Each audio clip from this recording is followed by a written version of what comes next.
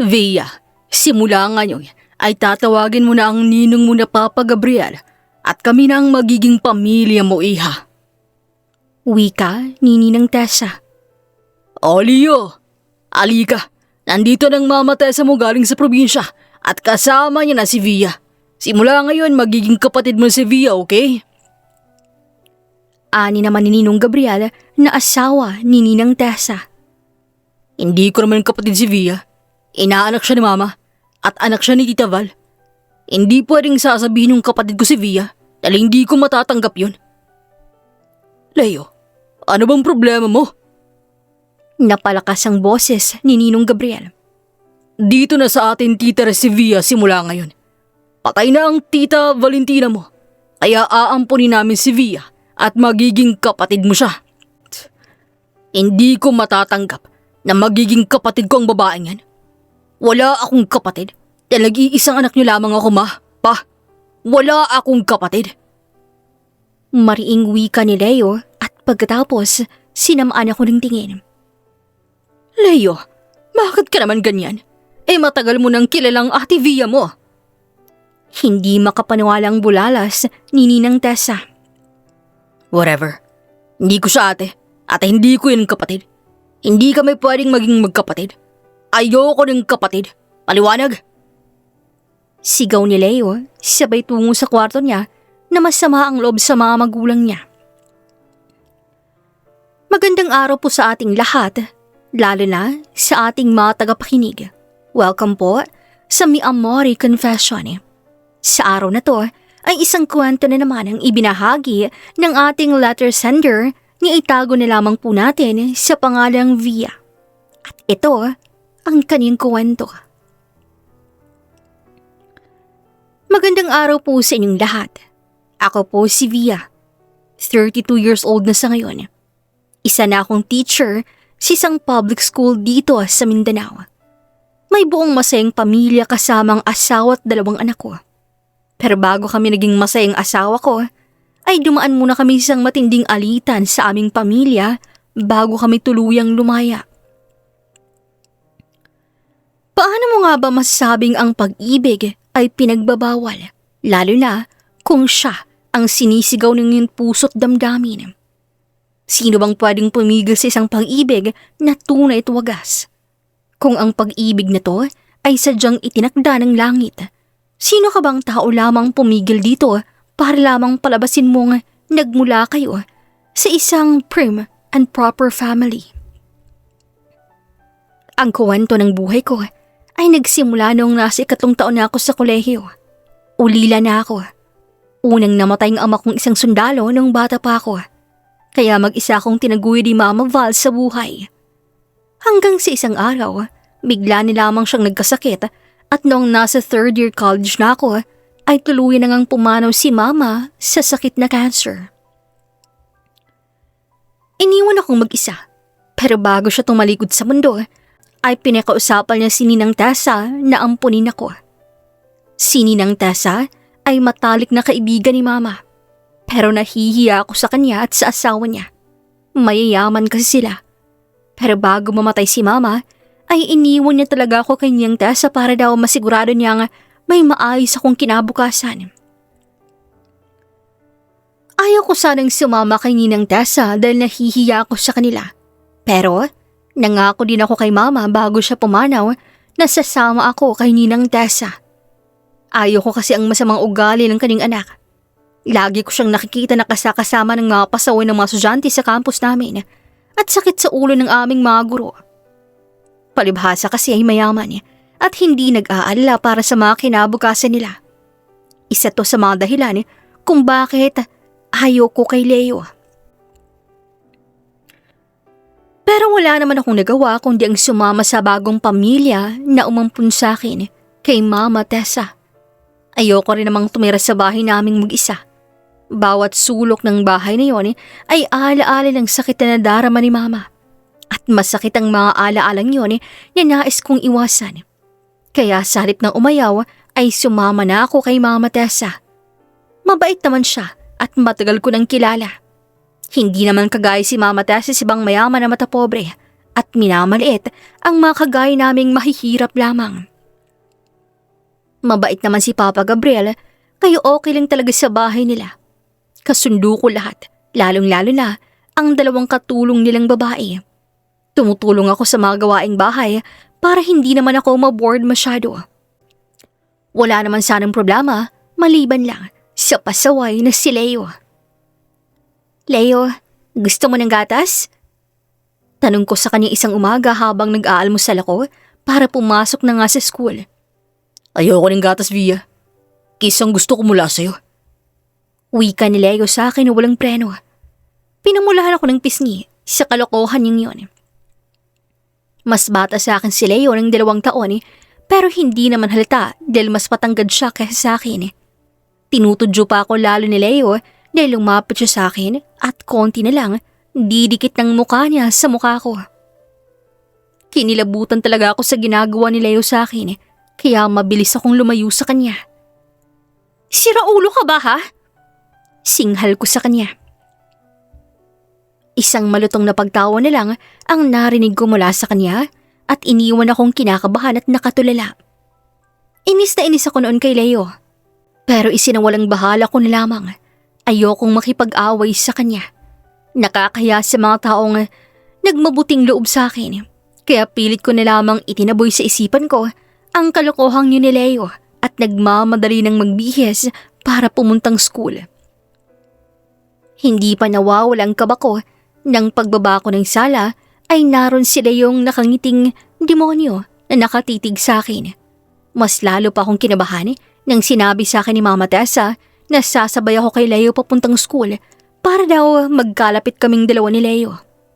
Unti-unti ko raw i-develop ang relasyon namin bilang magkapatid para masanay kami sa isa't isa.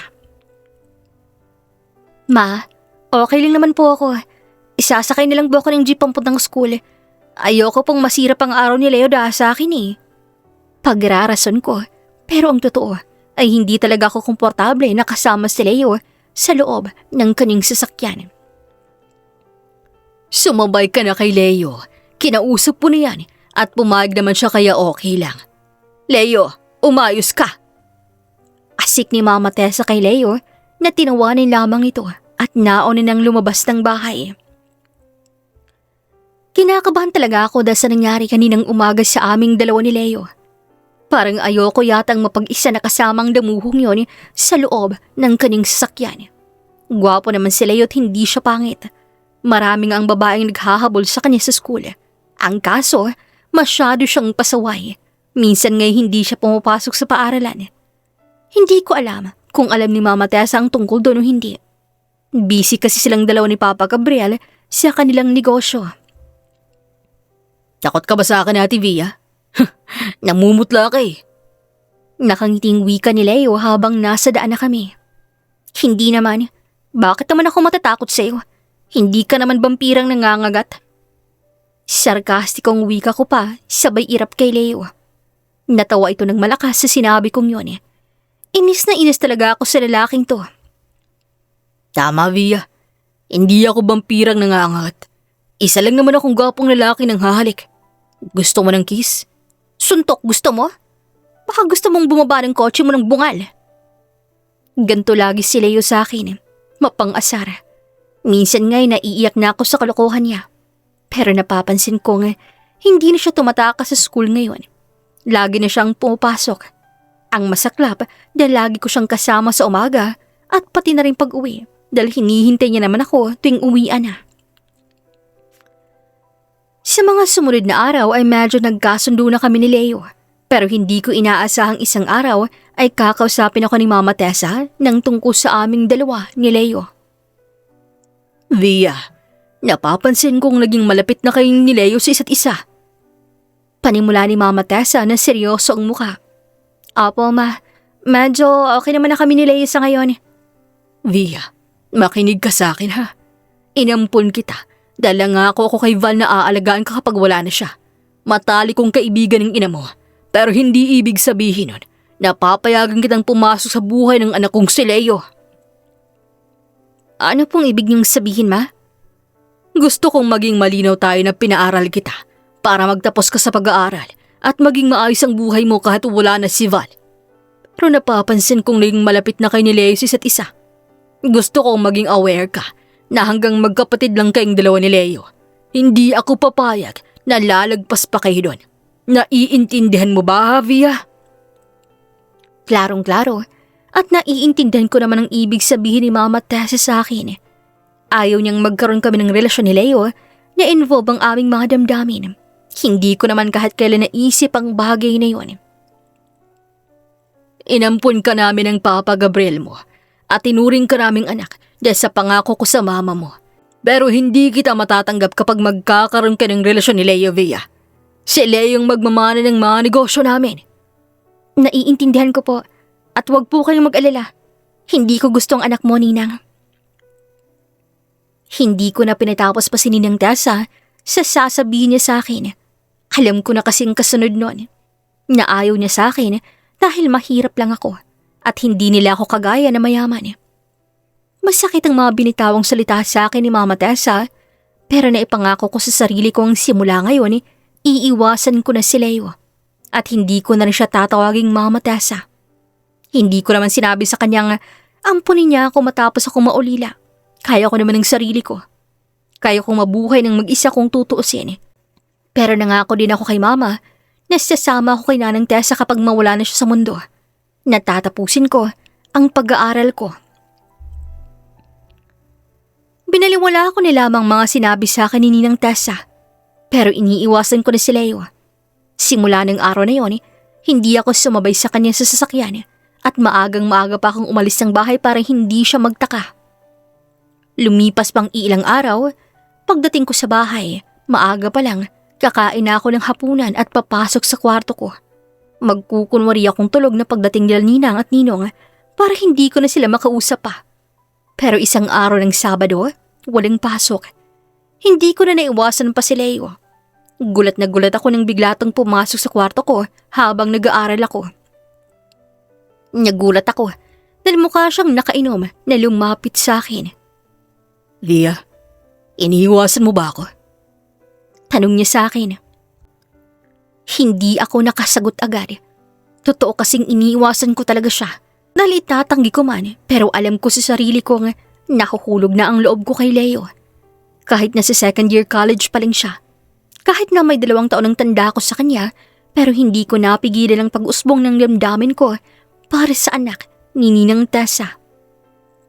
Hindi naman, sadyang maaga lang akong umaalis kasi may kailangan akong gawin sa school. Sagot ko namang nakangiti. Bakit pakiramdam ko? Nagsisinungaling ka sa akin, Via. Seryoso pa rin ang mukha ni Leo na mas lumapit pa sa akin. Leo! Napatayo ako sa kinauupuan ko nang mas lumapit pa sa akin si Leo. Takot na takot ako, hindi kay Leo, kundi sa sarili ko. Baka kasi hindi ko kayang pigilan ng sarili ko nang magtapat ng nadarama ko sa kanya. Pero bago pa man ako nakalayo sa kanya, ay mahigpit na niyakap na ako ni Leo. Mahigpit na hindi na ako halos makahinga. Pero dama ko ang pagpatak ng mga luha niya sa balikat ko. Alam kong hindi ako mabuting tao, Via. Alam kong I'm being rude to you. Pero ayoko kasing maging kapatid kita, Via. Matagal na kitang gusto. Simula pa man yung buhay pa si Ninang Val. Iniiwasan mo ba ako dahil sa bisyo ko? Sa barkada ko? Nakahanda ako magbago, Via. Magbabago ako. Aayusin ko ng pag-aaral ko. Pangako ko sa'yo. Basta wag ganito, Via. Huwag mo akong layuan. Huwag mo akong iwasan. Napapayak na nga ng tuluyan si Leo sa harapan ko. Hindi ko naman napigil ang sarili kong nakuhulog na ng tuluyan kay Leo. Ako nang naunang humalik sa kanya. Oo, hinalikan ko si Leo. Alam kong mali. Alam kong bawal yun. Nangako ako kay Ninang na wala kaming magiging relasyon ni Leo. Nangako akong susundin ko siya. At nangako ako sa sarili kong lalayuan ko si Leo. Pero ang hirap pala. Ang hirap tiisin ang totoong nararamdaman mo. Lalo na ngayong nagtapat na sa akin si Leo nang nadarama niya sa akin. Kahirap iwasan ang mga damdamin naming nakatago lamang dahil bawal. Alam kong magagalit sa akin si Ninang Tessa kapag malaman niyang ginawa ko. pero nakahanda akong harapin si Ninang. Gumanti naman sa akin ang halik si Leo at sa araw na yon, naging kaming dalawa. Nangako siya sa aking aayusin ang buhay at pag-aaral niya simula ngayon. Para sa akin at para sa kinabukasan naming dalawa. Itinago namin ni Leo ang tungkol sa relasyon namin sa loob ng malaking pamamahay ni Ninang Tessa. Pero kapag nasa school kami ni Leo, ay sabay kaming kakain ng tanghalian. Sabay din kaming uuwi. Pero bababa na ako ng kotse ni Leo sa may gate ng subdivision nila para hindi halatang magkasama kami. Tuwing gabi, kapag tulog ng mga tao sa bahay, minsan pumupusit si Leo sa kwarto ko. Para kaming kriminal na nagtatago sa ginagawa namin. Takot kaming mahuli dahil pati pala si Leo ay binalaan din ng kaning ina na paaalisin ako sa bahay kapag magkaroon kaming dalawa ng relasyon. Ayaw sa akin ni Ninang Tessa, syempre. Dahil mula sila sa mayamang angkan habang ako'y isang ulila lamang. Mula sa isang simpit payak na pamilya. Naging magkaibigan lang naman sina Mama at Ninang Tessa noong college days nila. Pero sa kabila ng lahat ng to, ay masaya kaming dalawa ni Leo. Masaya kami sa pagtatago ng relasyon namin hanggang sa nagtapos ako ng pag-aaral. Bumukod ako kina Ninang Tessa nang nakatapos na ako ng pag-aaral. Proud na proud sila sa mga sarili nila sapagkat isa na namang estudyante ang napagtapos nila sa pag-aaral. Para akong naging trophy ni tita. Isa sa mga achievement na pinagmalaki niya sa buong bayan namin. Tumakbo kasi siya bilang mayor sa bayan.